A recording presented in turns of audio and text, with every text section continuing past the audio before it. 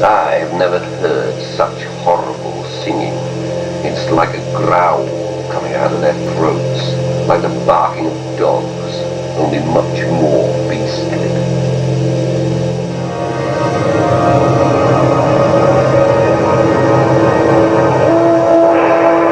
A scribe records that in the year 793, marauders from the north crossed the sea to England and shattered the peace. Christian monks indeed saw snakes and dragons flying through the air. They came to the church, laid everything waste with grievous plundering, trampled the holy places with polluted feet, dug up the altars and seized the treasures. They killed some of the brothers, some they took away with them in fetters, and some they drowned in the sea.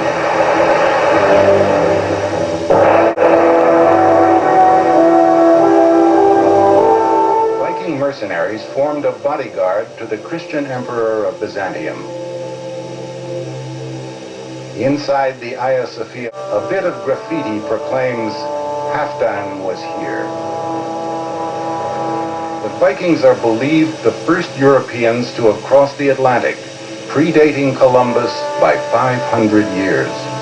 As traders and seafarers, the Vikings left their mark throughout Europe. Russia owes its name to Norse traders called Rus. Normandy, too, was settled by the men from the north. In their sagas, Norse poets recorded and embellished the exploits of these seafaring warriors.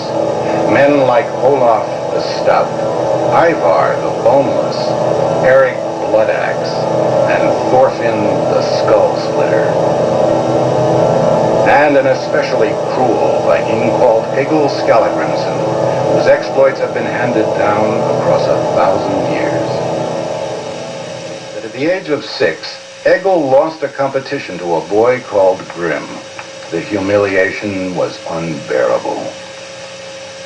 He ran up to Grim and drove the axe into his head right through to the brain. His mother said that Egil had the makings of a real Viking, and it was obvious that as soon as he was old enough, he ought to be given fighting ships. Warriors charged into battle, shielded by Odin, god of war. Thor rode with the thunder in the sky, and Freya brought fertility to the land. These deities would prove immortal in the form of Thursday and Friday.